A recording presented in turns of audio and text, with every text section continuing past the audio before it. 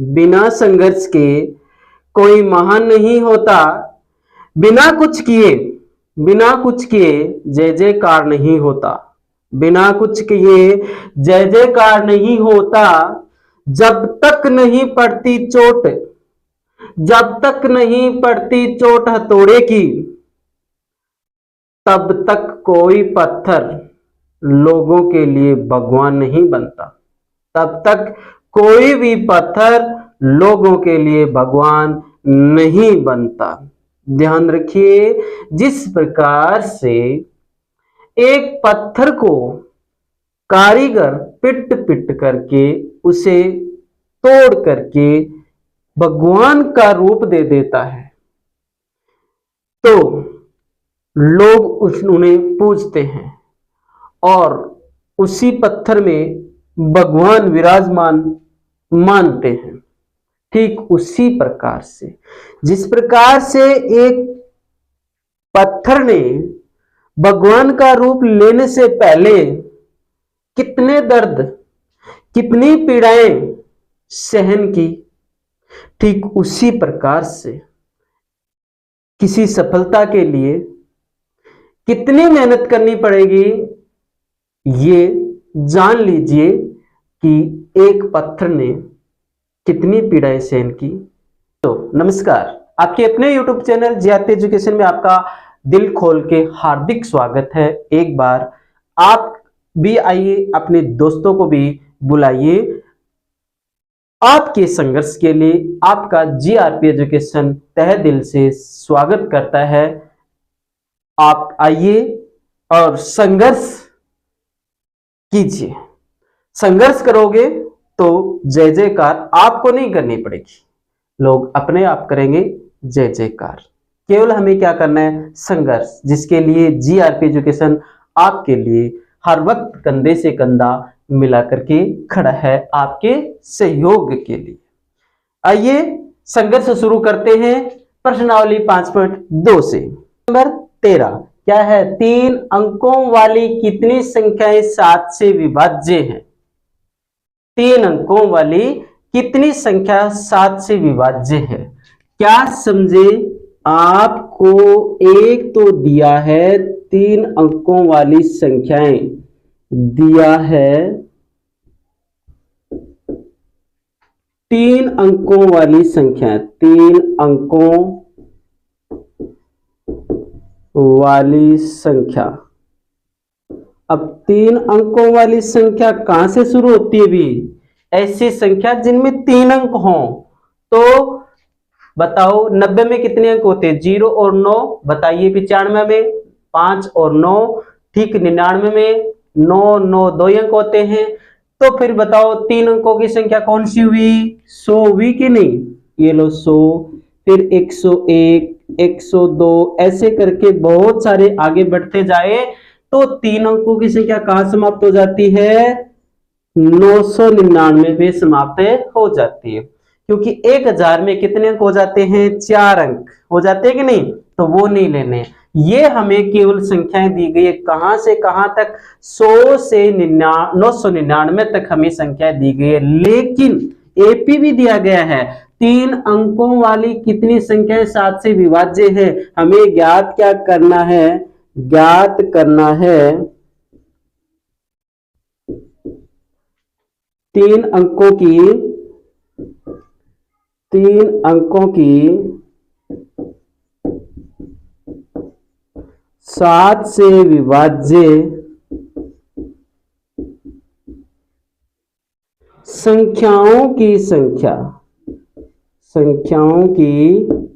संख्या हमें ज्ञात करनी है कि ऐसी कितनी संख्याएं हैं जो 7 से विभाज्य हो रही हूं।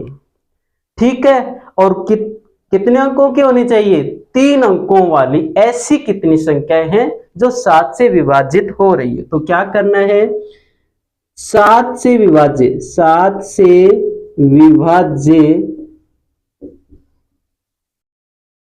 3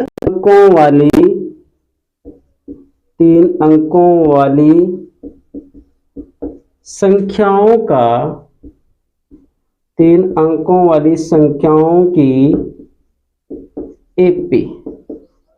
यानी ये जो 3 अंकों वाली संख्याएं सारी दे रखी है हमें, लेकिन हमें केवल वही संख्या लेनी है जिनमें 7 का भाग जाता हो। बताइए क्या 100 में 7 का भाग जाता है?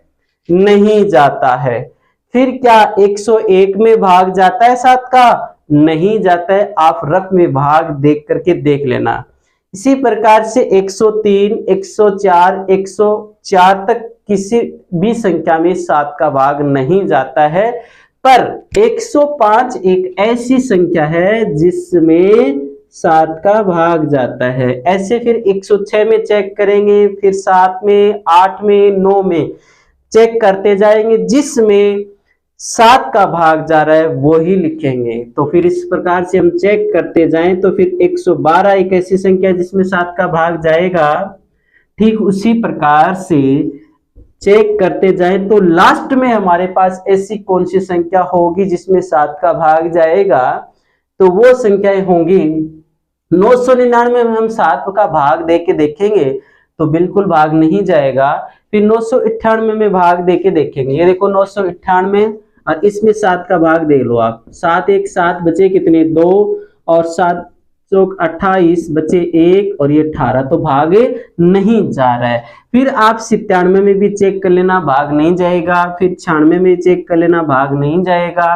फिर 995 में आप चेक करें भाग 7 का, तो कितनी बार गया? 2 बार। उतार लिए 9, 7 चौक 28 बचे कितना? 1 और फिर उतार लिए 15, उतार लिए 15, तो नहीं जा रहा है इसमें भी। फिर चेक करें आप 999 में, 994 में 7 1 7 बच के कितने? 2, 7 चौक 28 1, उतार लिए 4, 7 दूनी 14, यानी भाग पूरा पूरा गया ना, भाग पूरा पूरा गया। तो इसका मतलब तो ये हुआ कि लास्ट में सॉरी भाई, लास्ट में कौन सी संख्या ऐसी है जिसमें 7 का भाग जा रहा है? तो वो लास्ट में है 994। ठीक है, आ रही बात समझ में? तो इस प्रकार से हमने 3 अंकों वाली ऐसी संख्याएं ज्ञात कर ली, सॉरी एपी बना ली। 3 अंकों वाली ऐसी संख्याओं की एपी बना ली जिसमें 7 का भाग जा रहा है। ये एपी बन गई है आपके पास, एपी बन गई है। इसमें आपको क्या क्या दे रखा है वो देखो आप, A N D a N, इनमें देखो क्या क्या है आपके पास। देखिए पहला पद है क्या? बिल्कुल 105 है। पदों की संख्या काउंट करो, पता नहीं है। यही तो हमें पूछा है कि 3 अंकों की 7 से विभाज्य संख्याओं की संख्या कितनी है, ये नहीं पता है हमें। डी का मान पता है क्या आपको? डी का मान आपको पता है। डी का मान कैसे निकालते हैं? an माइनस 1, अर्थात इस श्रेणी का कोई एक पद लेते हैं और उस पद में से उसके पीछे वाला पद घटा देते हैं। तो 105 घटा दिए हमने, 112 में से 105 गए, कितने बचे? 7। ठीक है, इस एपी का एन भी दे रखा है आपको। एन बराबर कितना दे रखा है? 994। एन का मतलब होता है अंतिम पद, अंतिम पद 994 दे रखा है। अब पदों की संख्या पूछी थी सर, हमें पदों की संख्या का कोई सूत्र ही नहीं पता, हमें याद ही नहीं है। ऐसा तो आपने कोई सूत्र नहीं लिखाया। अरे भी मैं कब कह रहा हूं कि आपको सूत्र याद नहीं है? आपको तो बहुत कुछ याद है, टेंशन मत लो। मैंने कहा कि जो दिया है वही ज्ञात कर ले। क्या आपको दे रखा है कुछ? बिल्कुल दे रखा है ए एन। तो ए एन बराबर क्या होता है? a plus n minus 1 into d. समझ आ रही बात? या फिर देखो मैं आपको जैसा दे रखा है वैसा का वैसा सेम टू सेम ही लिख देता हूं। ध्यान करें क्या दे रखा है? ए एन बराबर कितना? 994, यही तो दे रखा है।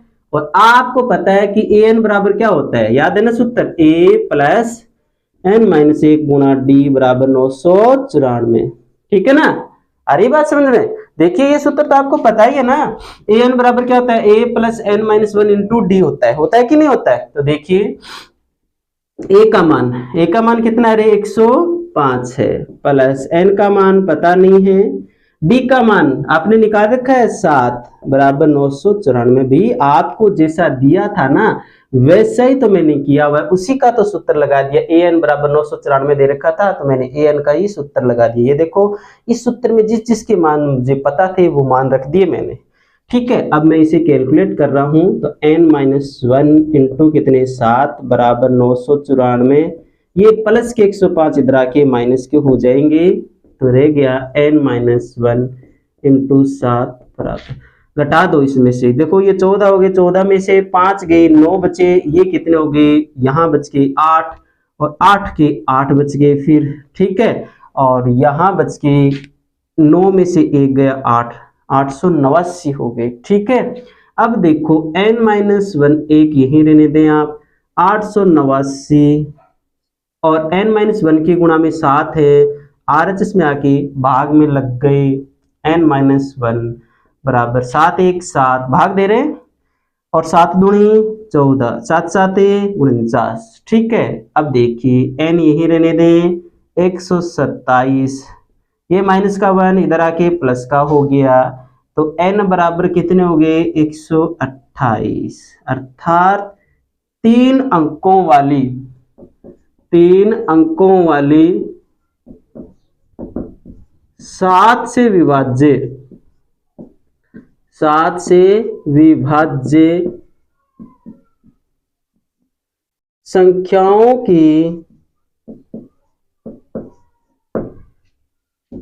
की संख्या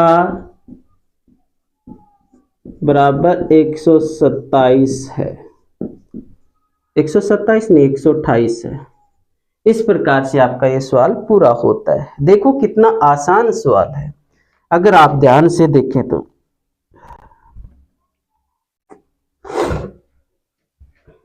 देखो आपको 3 अंकों वाली संख्या दी थी, तो आपको पता है कि 3 अंकों की संख्या कहां से शुरू होती है, 3 अंकों की संख्याएं कहां से शुरू होती है, 3 अंकों की संख्याएं 100 से शुरू होती है, 999 पर खत्म हो जाती है। ये सारी संख्याएं आपको नहीं लेनी, ये संख्याएं दे रखी है, लेकिन इन संख्याओं में से आपको केवल ये बताने हैं कि 100 से 999 तक की संख्याओं में ऐसी कितनी संख्याएं हैं जिनमें 7 का भाग जाता हो, ठीक है।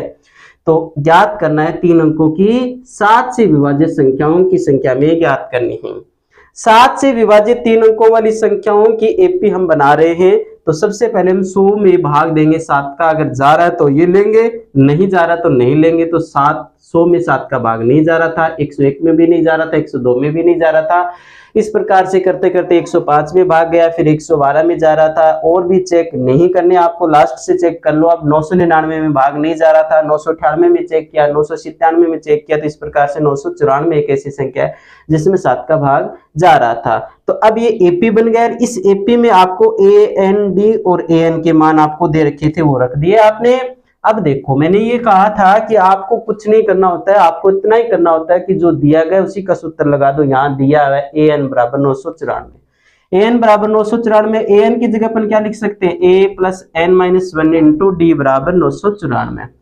ए का मान 105 है, n-1 का मान यानी n का मान हमारे पास नहीं है, ये तो पूछा ही है। डी का मान हमने निकाल रखा है, कितना 7 है, 994 कैलकुलेशन कर लिया तो कितने n बराबर 128 आ गए। अर्थात इसका मतलब तो ये हुआ ना कि 100 और 999 के मध्य 128 ऐसी संख्या हैं जिनमें 7 का भाग जा रहा है। इस प्रकार से ये क्वेश्चन कंप्लीट होता है, और इस टाइप का क्वेश्चन कुछ भी बन सकता है। यहाँ 7 का नहीं, कोई कह देगा 3 का, जैसी ऐसी संख्याएं ज्ञात करो, 3 अंकों वाली संख्याएं ऐसी कितनी संख्याएं हैं, 3 अंकों की ऐसी कितनी संख्या है जिनमें 3 का भाग जाता हो, ऐसी कितनी संख्या है जिनमें 4 का भाग जाता हो। क्वेश्चन कुछ भी बन सकता है, लेकिन आपको करना इसी टाइप में है। उम्मीद करता हूं आपको प्रश्न समझ में आ गया होगा, और इस प्रश्नावली का प्रत्येक क्वेश्चन है एक से बढ़कर के एक क्वेश्चन है, किसी भी प्रश्न को हल्के में ना ले।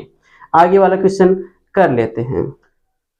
क्वेश्चन नंबर 14, छोटा सा क्वेश्चन है, उत्तर इतना थोड़ा बड़ा है, ठीक है, खास बड़ा नहीं है, टेंशन मत लो। आपको प्रश्न पढ़ना है जब तक कि मैं प्रश्न में दिया गया लिख देता हूं। दिया है, क्या दिया है, 10, 11, 12 और 250 ये संख्याएं दी हैं, ठीक है, संख्याएं, ये संख्याएं हमें दी गई, ठीक है। ज्ञात क्या करना है, ज्ञात करना है 10 और 250 के मध्य 4 के गुणजों की संख्या हमें ज्ञात करनी है। यानी 10 और 250 के मध्य 4 के गुणजों की संख्या हमें ज्ञात करनी है। इसका मतलब क्या हुआ? 4 के गुणज का जो संख्या चार की नहीं है, जो संख्या चार ठीक है, चार तो जो संख्या 4 की गुणज होगी उसमें 4 का भाग तो पक्का ही जाएगा ना। जैसे कि 8 को लिखें तो 8 को अपन 2 × 4 लिख सकते हैं ना। तो यहां ये 8 4 का गुणज है, भी 2 × 4 लिख दिया, इसका मतलब ये हो गया कि इसके गुणा में क्या आ गया? 4 आ गया कि नहीं आ गया? और इसमें 4 का भाग जा रहा है कि नहीं जा रहा है? तो मतलब बात वो ही होती है, चाहे 4 का गुणज कह दो या 4 से डिवाइड वाली संख्या, वो बात कह दो, ठीक है। क्योंकि जो संख्या 4 की गुणज होगी वो संख्या 4 से विभाजित तो पक्का ही होगी ना, उसकी गुणा में तो 4 है, वो कट जाएगा, उससे कोई दिक्कत नहीं है। तो यहाँ गुणज और विभाजन वो संख्या का कोई अर्थ नहीं है, सिर्फ इतना ही ध्यान रखें। 4 के गुणज पूछे तो इसका मतलब ये हो गया कि वो जो संख्या 4 की गुणज होगी उसमें 4 का भाग भी जाएगा। हमारे पास संख्या केवल 10 और 250 के मध्य की है, 10 और 250 खुद शामिल नहीं है, इनके बीच ही की संख्या हमें लेनी है, ठीक है। अब ध्यान करो, 10 और, अब शुरू कर देते हैं, 10 और 250 के मध्य 4 के गुणजों की एपी, गुणजों की एपी अर्थात एपी क्या बनेगी? 4 से विभाजित कर दो तो गुणज अथवा विभाजित संख्या की एपी, 4 से विभाजित कर दो चाहे 4 के गुणज कर दो, यहां कोई फर्क नहीं पड़ेगा। तो देखिए 4 से विभाजित करने के लिए 10 के बाद 11 आती है, 10 में चेक नहीं करेंगे क्योंकि 10 और 250 के मध्य देखना है। 11 में चेक करो क्या जाता है? 4 का भाग नहीं जाता है। फिर 12 में जाता है, इसका मतलब पहला पद 12 हो गया। फिर 13 में नहीं जाता, 14 में नहीं जाता, फिर किस में जाता है? 16 में जाता है। एक और ले लो, जैसे कि 16 के बाद 20 में जाएगा। इस प्रकार से लास्ट 250 में चेक करते हैं, क्या करेंगे? नहीं करेंगे। इससे पीछे वाले चलो, इससे पीछे वाला 249, क्या 249 में 4 का भाग जाता है? नहीं जाता है। तो फिर किसका? 448 में चेक करेंगे, क्या 448 में भाग जाता है? बिल्कुल भाग जाता है। मुझे कैसे पता चला कि 448 में भाग जाएगा? मुझे कैसे पता चला बताओ? मैं ध्यान, 4 के भाजकता का नियम पता है क्या आपको? 4 के भाजकता का नियम ये होता है, जैसे कि 448 ये लिखा हुआ है और आपको अचानक पूछ लिया बताइए कि इसमें 4 का भाग जाएगा कि नहीं जाएगा, तो ध्यान रखें, लास्ट 2 अंक ले ले, इकाई और दहाई, इन अंकों से जो संख्या बनी है वो संख्या अगर 4 से डिवाइड हो रही है, लास्ट दोनों अंकों इकाई और दहाई से बनी संख्या अगर 4 से डिवाइड हो रही है तो दी गई पूरी संख्या 4 से विभाजित होगी। तो यहां आप देख रहे हैं, कि 48 में, इस 48 में 4 का भाग जा रहा है ना, 4 एकम 4, 4 दूनी 8, 12 बार जा रहा है ना, तो इस पूरी संख्या 248 में भी 4 का भाग जाएगा। ये होती है इनकी पहचान, ठीक है। अब देखो 248 हो गया, तो अब देखो इस एपी में आपको क्या क्या दे रखा है? ए एन डी, क्या ये है? क्या आपके पास ए एन भी है? ये देखिए ए का मान कितना है? पहला पद, ए का मतलब पहला पद, पदों की संख्या पता नहीं है क्योंकि यहाँ देखो इस तरह से आपको पूछा गया है कि कितने पद हैं, पता नहीं, वैसे काउंटिंग में भी पता नहीं चल रहा है। डी का मान कैसे निकालते हैं? कौन सा सूत्र होता है? A N minus A N minus 1। A N का मतलब कोई भी एक पद ले, जैसे कि 16, उसमें से इसके पीछे वाला, 16 के पीछे वाला 12 है, वो घटा दो, कितने बच गए? 4। ए एन का मतलब होता है लास्ट पद, ए एन का मतलब होता है लास्ट पद, कितना है भी देखिए, ए एन का मतलब है 248, तो यहाँ कितने हो जाएंगे? 248। अब आपको करना क्या है आगे, अरे टेंशन मत लो, मैंने बोला था ना कि जो दिया गया है उसी से ही स्वान निकालें। यहाँ an है आपके पास, तो an कितना है 248। आपको पता है कि इस an की जगह आप क्या लिख सकते हो, an बराबर होता है a plus n minus 1 into d बराबर 248। ठीक है, अब देखो आप a का मान कितना आपके पास, इस सूत्र में जो जो आपके पास है वो रखते जाए। क्या क्या बताइए, a का मान कितना है 12 प्लस, अरे वीडियो चल रहा है कि नहीं, चेक कर लेता हूं एक बार, चल रहा है। n का मान बोलो, पता है क्या, नहीं है। d का मान बताइए, d का मान आपके पास है 4 बराबर कितने 248। अब देखिए 12 तो प्लस के हैं, 12 प्लस के तो हैं, जो LHS में जाएंगे ये 12 प्लस के हैं, RHS में जाएंगे तो प्लस से क्या हो जाएंगे, वो माइनस के हो जाएंगे। n माइनस 1 इंटू 4 घटा दो, यहाँ 8 में से 2 गए 6 बचे, 4 में से 1 गया 3 बचे, 236 हो गया। अब देखो n माइनस 1 यही रहने दो, 236 n माइनस 1 के गुणा में 4 है, जो RHS में आएंगे तो भाग में लग जाएंगे, तो n माइनस 1 बराबर 4 पंजे 20। ठीक है, 23 में से 20 गए 3 बचे, उतार लिए 6, 36 हो गए, 4 9 36, कितने हो गए 59। n को यही रहने दो 59, और ये प्लस का 1 RHS में, सॉरी माइनस का 1 RHS में आएगा तो प्लस का हो जाएगा। n बराबर 59 के 60, अर्थात 4 के गुणजों की संख्या कितनी होगी, अर्थात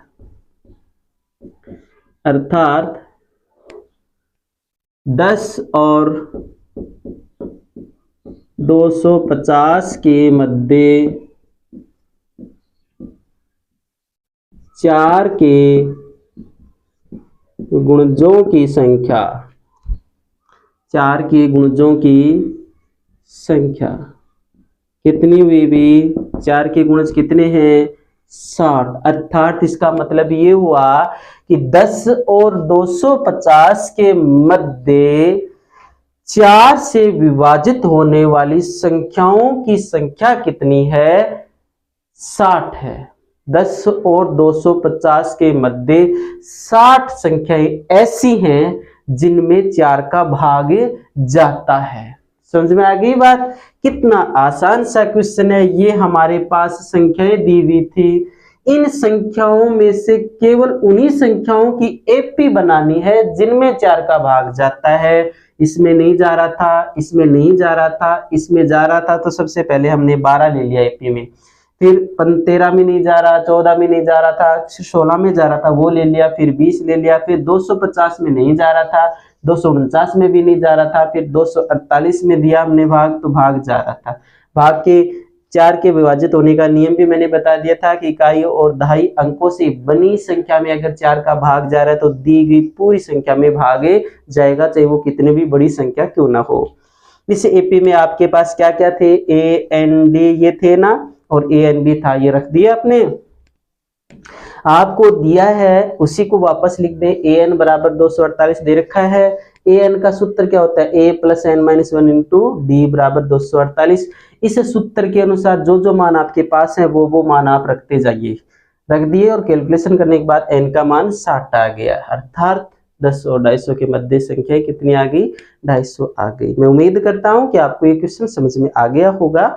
समझ में आ गया है तो लाइक कीजिए और आगे बढ़िए, लाइक कीजिए और आगे बढ़िए।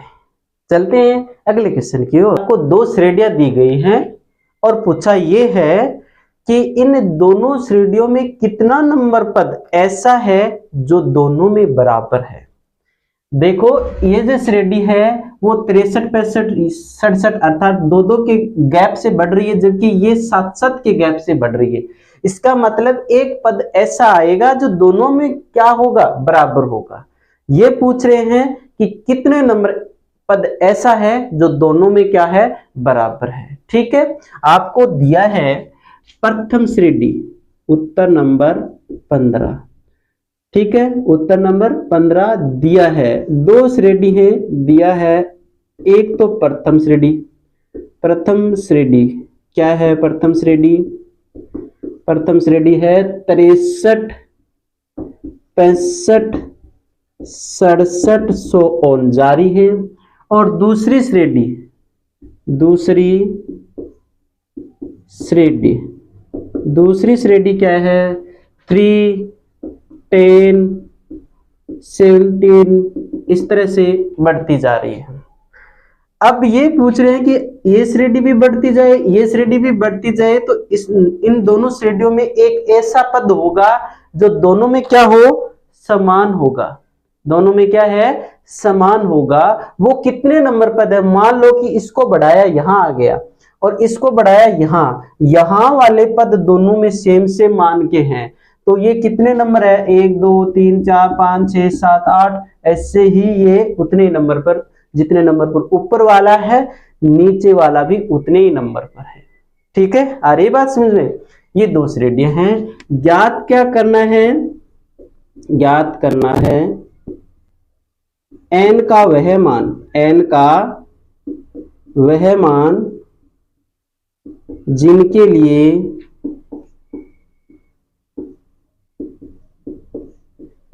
दोनों श्रेणियों के, दोनों श्रेणियों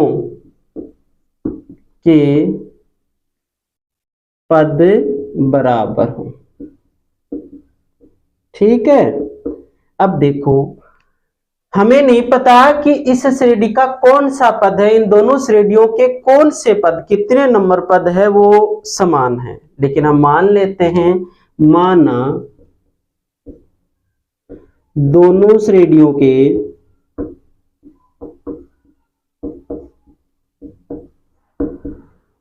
nवें पद बराबर हैं। जब दोनों के nवें पद बराबर हैं तो हम दोनों श्रेणी के क्या करेंगे? nवें पद निकाल लेंगे। सबसे पहले प्रथम श्रेणी के लिए, प्रथम श्रेणी के लिए हम काम कर रहे हैं। प्रथम श्रेणी के लिए, प्रथम श्रेणी के लिए, ठीक है, प्रथम श्रेणी के लिए देखिए A N D, क्या आपके पास है ये सब कुछ? देखिए भी चेक करो। हाँ, प्रथम श्रेणी का प्रथम पद 63 है। पदों की संख्या पता नहीं है, n ही मान ले। पदों की संख्या क्या मान ले? n ही मान ले। d का मान कितना? यहाँ d का सूत्र होता है an माइनस an-1। an कितना है? यहाँ कोई भी एक पद ले, जैसे 65 ले लिया, उसमें से उसके पीछे वाला पद घटा दिया 63, तो कितने बचे? 65 में से 63 गए, 2 बचे। प्रथम श्रेणी का पद आ गया ये। ठीक है, nवां पद, nवां पद आपको पता है कि an बराबर a प्लस n-1 कोष्टक d तो होता है, ऐसा ही तो होता है। अब आप an, nवां पद ज्ञात करो तो an के n, क्योंकि पदों की संख्या n ही है आपके पास। प्रथम पद कितना है? 63 प्लस n का मान n ही है और d का मान कितना है? 2 है।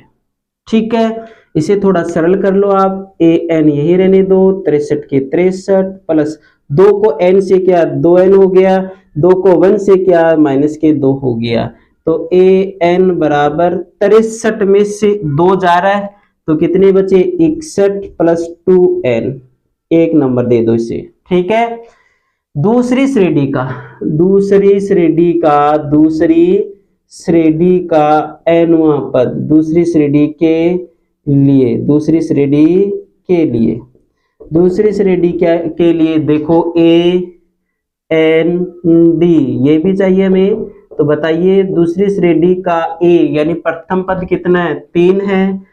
पदों की संख्या n है, क्योंकि यहाँ कोई फिक्स नहीं है। d का मान कैसे? सूत्र से an माइनस an-1। देखिए an यानी कोई भी एक पद ले लें, जैसे कि आप 10 ले लिया, 2 नंबर पद ले लिया, तो 2 नंबर पद में से उसके पीछे वाला 1 नंबर पद घटा दें, तो कितना घटा देंगे? 3, कितने बचे? 7, ये d का मान आ गया। अब क्या करेंगे आप? दूसरी श्रेणी का nवां पद निकाल लेंगे। दूसरी श्रेणी का nवां पद, दूसरी श्रेणी का nवां पद, दूसरी श्रेणी का nवां पद। कोई भी पद निकालने के लिए सूत्र होता है ए एन बराबर a plus n minus one into d. A n के एन रहने दो, प्रथम पद बोलो कितना है 3 है, प्लस एन का मान पता नहीं है, पर डी का मान कितना है 10 में से ये घटा रखे ना, बना रखे 7, डी का मान तो निकाल रखा है 7 हो गए। अब कैलकुलेट कर लो इसे, ए एन का ए एन 3 प्लस 7 को एन से क्या कितने हो गए 7n, 7 को 1 से क्या माइनस के 7 हो गए। ठीक है, ए एन यही रहने दें आप, ये देखो 7n में पहले रख देता हूं, ये देखो प्लस के 3 माइनस के 7 एस मान चिन्ह है तो जोड़ते वक्त बड़ी में से छोटा घटा दो, 7 में से 3 गए कितने बचे 4, लो 4 किसके बचेंगे बड़ी संख्या के जो चिन्ह लगा उसी के बचेंगे, माइनस का है तो माइनस के बच के समीकरण हो गया 2। समीकरण 1, समीकरण 1 व 2 से, 1 व 2 से दोनों के लेफ्ट हैंड बराबर है, देख लो चाहिए समीकरण 1 का लेफ्ट हैंड ए एन है, दूसरे का भी ए एन ही है, तो लेफ्ट हैंड बराबर है तो इनके राइट हैंड भी बराबर होंगे, तो 61 प्लस 2n, या यूं कहूं चलो जाने दो, समझ गए कि लेफ्ट हैंड बराबर होता है तो उनके राइट हैंड भी बराबर ही होते। 61 प्लस 2n बराबर कितने हो गए 7n माइनस के कितने 4 हो गए। अब देखो आप 61 को यही रहने दें आप, ये प्लस के 4 हैं, सॉरी माइनस के 4 है, एलएचएस में जाएंगे तो प्लस के हो जाएंगे कि नहीं हो जाएंगे, 7n अपनी जगह है, ये प्लस के 2n आरएचएस में आ गए तो माइनस के 2n हो गए। देखो ये कितना हो गया, जोड़ो इन्हें तो ये हो गया 65, कितने हो गए 65, और ये कितने हो गए 7n में से 2n गए 5n बच गए।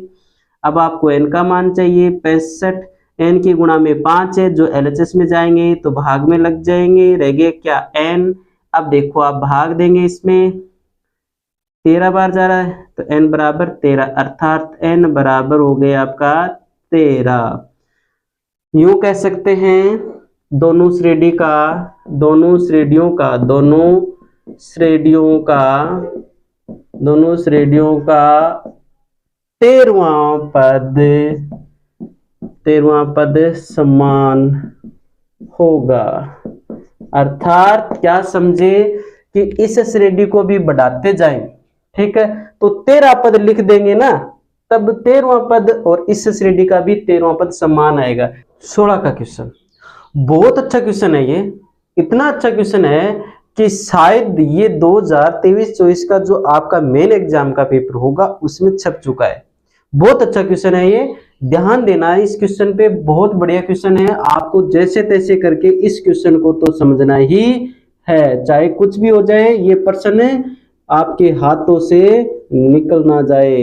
अरे वैसे नहीं, वैसे तो निकालने ही हाथों से, आपके हाथों से छूट ना जाए, ये आपको आना ही चाहिए।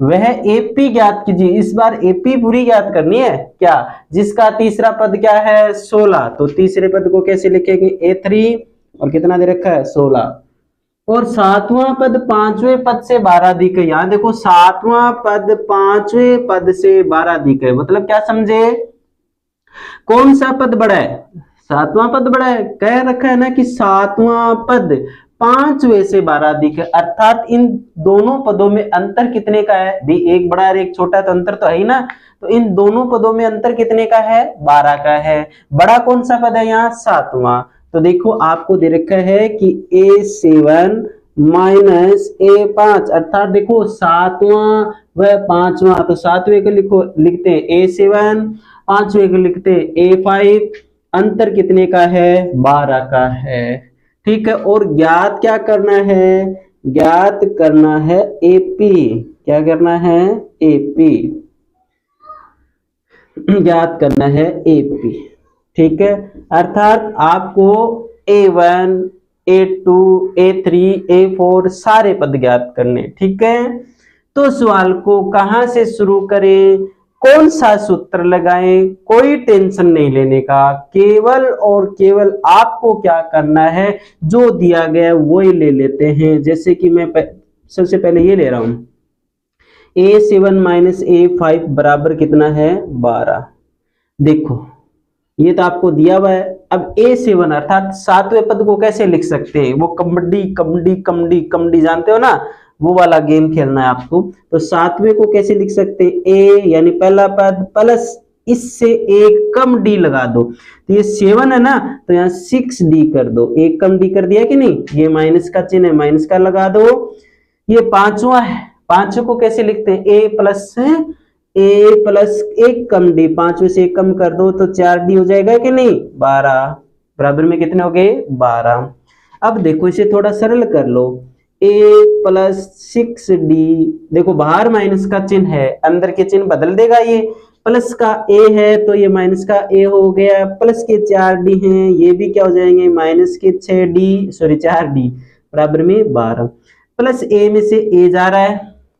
अब देखो 6d में से कितने घट रहे हैं, 4d, तो कितने बचे, 2d बराबर कितने, 12, d को यही रहने दें तो कितना हो जाएगा, 12, d के गुणा में 2 थे ना, वो इधर आके भाग में लग जाएंगे, तो d बराबर कितने हो गए, 6, d का मान कितना आ गया, 6। क्या आपको d का मान चाहिए था, नहीं चाहिए था, हमने तो अभी तक जो एक पॉइंट दे रखा था उस पॉइंट को ही यूज किया हुआ है, ये हमें ज्ञात ही नहीं करना था। अब ये पॉइंट हमने यूज कर लिया तो ये यूज करें, क्या दे रखा है, a3 बराबर 16, a3 को कैसे लिख सकते हो आप, a प्लस एक कम d अर्थात 2d बराबर 16, a प्लस 2 और d दोनों गुणा में, इसलिए इनके मान भी तो गुणा में होंगे, 2 के 2 रखे गुणा, d का मान बोलो कितना आया हुआ है, 6 बराबर में कितने, 16। अब देखो a को यही रहने दें, प्लस 6 दूनी कितने हो गए, 12 बराबर 16। अब a को यही रहने देंगे आप, तो 16 के 16 प्लस के 12 आरएचएस में आके माइनस के हो जाएंगे, तो a बराबर कितने हो गए, 4, प्रथम पद कितना हो गया, 4। जब आपके पास प्रथम पद है और सार्वत्रिक अंतर है तो आप दूसरा पद भी तो ज्ञात कर सकते हैं। जैसे कि अगर दूसरा पद ज्ञात करना होता है तो क्या करते हैं, पहले पद में d तो जोड़ते हैं, तो बताओ पहला पद कितना है, 4 और d कितना है, 6, तो कितने हो गए, 10। ठीक उसी प्रकार से अगर आपको तीसरा पद ज्ञात करना होता है तो दूसरे पद में क्या जोड़ देते हैं, सार्वंतर, दूसरा पद कितना आ गया, 10 और सार्वंतर जोड़ देते हैं 6, तो कितने हो गए, 16। इस प्रकार आपका क्या बन गया अभी, एपी बराबर क्या क्या बना बोलो, सबसे पहले पहला पद कितना आया, 4, दूसरा कितना आया, दूसरा आया 10, तीसरा कितना आया, 16। अब तो आप समझ गए होंगे कि 6 का अंतर चल रहा है, तो फिर 22, इस तरह से करके आपका ये एपी बन गया, और यही हमें ज्ञात करना था। भी किया क्या, तीसरा पद 16, तो मैंने तीसरा पद 16, a3 बराबर 16 लिख दिया। 7वें और 5वें पदों का अंतर कितना है, 12 का, तो मैंने 7वें पद में से 5वां पद घटा दिया, अंतर कितने का आ गया, 12 का। ये जो दिया गया है वही मैं वापस कर रहा हूं, देखो ये सेम टू सेम 2 नंबर जो चीज दे रखी थी ना, वो सबसे पहले मैंने यहां ले ली। a7 को कैसे लिख सकते हैं, a प्लस 6d, एक कम डी करके लिख दो, माइनस के माइनस, यहाँ 4 है, 5 है तो 4d हो जाएगा, तो एक कम डी करके लिख दो, a5 बराबर क्या हो जाएगा, a प्लस 4d बराबर 12, इनको कैलकुलेट कर लिया, d बराबर कितना आ गया, 6। अब ये तो यूज कर लिया, पर इसका यूज भी करो, इसको काम में लो। a3 बराबर कितना है, 16, a3 को कैसे लिख सकते हैं, a प्लस 2d लिख सकते हैं, बराबर 16 का 16, a का a, 2 का 2, d का मान कितना निकला हुआ, 6, ये देखो दोनों गुणा में है, या 2 और d, तो यहाँ भी ये गुणा में है, बराबर 16। a का a रखा, 6 दूनी 12 हो गए, बराबर 16 के 16, a को ये रहने दो, प्लस के 12 इधर आके माइनस के हो गए, तो a बराबर कितना हो गया, 4, ये बराबर कितना हो गया, 4, ये प्रथम पद आ गया। दूसरा पद कैसे निकालते हैं, प्रथम पद में सार्वंतर जोड़ देते हैं, तीसरा कैसे निकालते हैं, दूसरे में सार्वंतर जोड़ देते हैं, चौथा कैसे निकाल लेते हैं, तीसरे में सार्वंतर जोड़ देते हैं, पांचवा कैसे निकालते हैं, चौथे में सार्वंतर जोड़ देते हैं, पीछे वाले में सार्वंतर जोड़ते जाते हैं।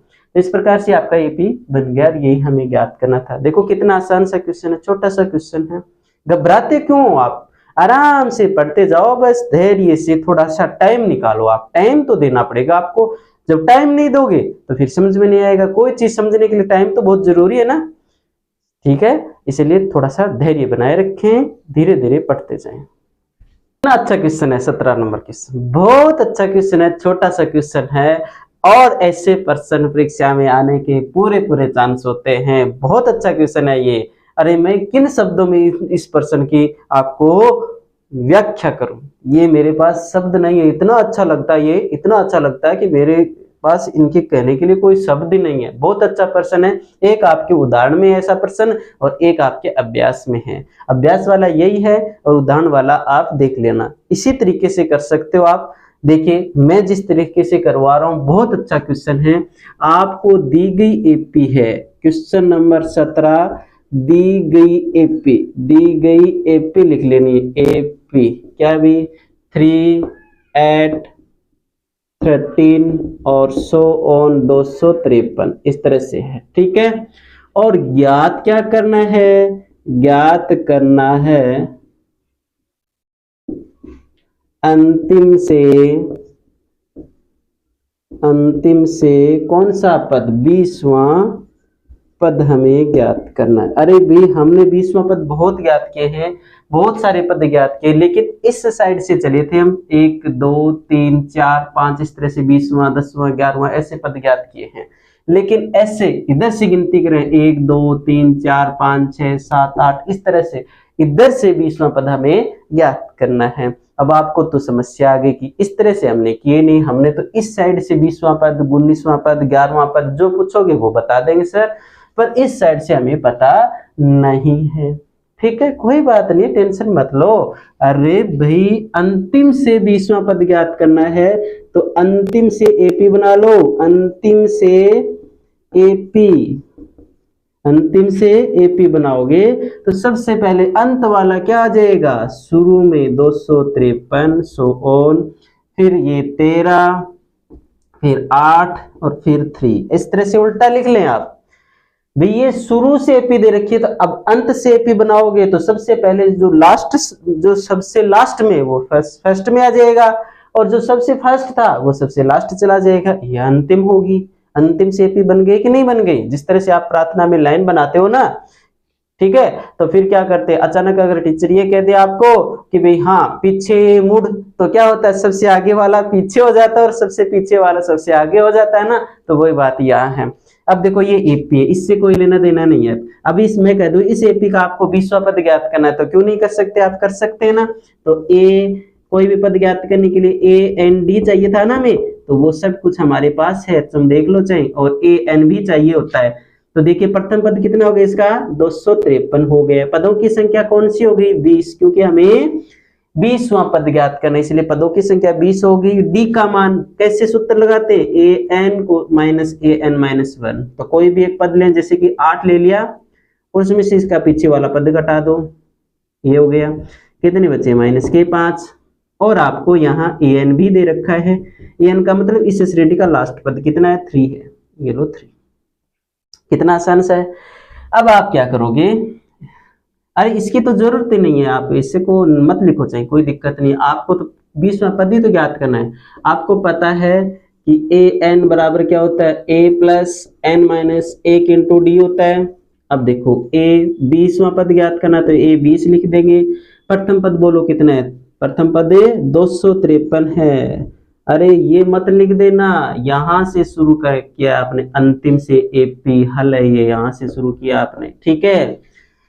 प्लस पदों की संख्या 20 माइनस 1 गुणा डी का मान कितना है, डी का मान -5 है, इस वास्ते से कोष्टक में लेंगे, और ये लो ए 20 बराबर 253 और 20 में से 1 गया 19 और इंटू कितने -5, ए 20 253, 19 को 5 से करोगे तो कितने हो गए, गुणा करो, 19 5 95 हो गए ना। अब देखो ए 20 के 20, 253 में से 95 घटाएंगे, 13 में से 5 गए 8 बचे, यहाँ 14 में से 9 गए 5 बचे, और यहाँ 1 बच गया, 158, यानी अंतिम से 20वां पद कितना है, 158 है। देखो आसान है कि नहीं, अंतिम से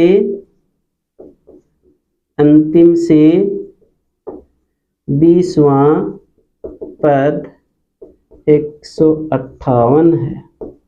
ये लो सवाल हो गया, कितना आसान सवाल है। अरे भाई आपको इस श्रेणी के इस शुरू से 20वां नहीं पूछ करके आपको इधर से पूछ लिया, अंतिम से 20वां, यानी काउंटिंग इधर से करें तब 20 नंबर पे जो पद आए वो पूछा है आपको। तो अब आप क्या करेंगे, ये तो दिया था आपको और 20वां करना था अंतिम से। अब आप क्या करेंगे, केवल और केवल जो एपी दी गई ना उस एपी को ही पलट दो। तो एपी को ही आपने पलट दिया। शुरू में 3 8 ये अरे 3 8 13 ये लिखा था ना, अब आप इसको पलटोगे तो जो लास्ट में है वो तो फर्स्ट में आ जाएगा और जो फर्स्ट में वो लास्ट में चला गया कि नहीं, अर्थात क्रम बदल जाएगा। सबसे पहले ये लिखेंगे, फिर ये लिखेंगे, फिर ये लिखेंगे, फिर ये लिखोगे। देखो मैंने लिखा है ना, ये अंतिम से एपी बन गया। अब वो साधारण क्वेश्चन बन गया जिस तरह से आपने अनवा पद ज्ञात करते थे ना वही। ठीक है, अब इसका शुरू से 20वां पद करोगे तो वही उत्तर आ जाएगा। ए एन डी ये लिखो आप जितना आप इसमें आपको दे रखा है। अब क्या करेंगे, ए एन वाला सूत्र लगा देंगे। आपको 20वां पद ज्ञात करना, इसलिए एन का मान 20 हो गया और प्रथम पद यहाँ 253 हो गया क्योंकि एपी ये है ये नहीं अब। ठीक है, तो प्रथम पद 253 हो गया प्लस 20 माइनस 1 और डी का मान कितना निकाला हुआ है माइनस का 5। कैलकुलेशन कर लिया आपने, 158 आ गया। बोलो क्या दिक्कत है, कोई दिक्कत नहीं है ना। मैंने बोला था ना कि समझ में आ जाएगा, टेंशन मत लो। समझ में आ गया कि नहीं आ गया, आ गया ना, आ गया तो आप वीडियो को लाइक कर दो, जल्दी से शेयर कर दो और बेल आइकन वाला बटन भी दबा दो, सब्सक्राइब भी कर दो अगर आपकी इच्छा है तो। मेरा कोई यहाँ और उद्देश्य नहीं है, अगर इच्छा है तो मेरा भी थोड़ा सा मनोबल है वो बढ़े। और वीडियो देखने के लिए आपका बहुत बहुत धन्यवाद। मिलते हैं अगली कक्षा में अगले सवालों के साथ।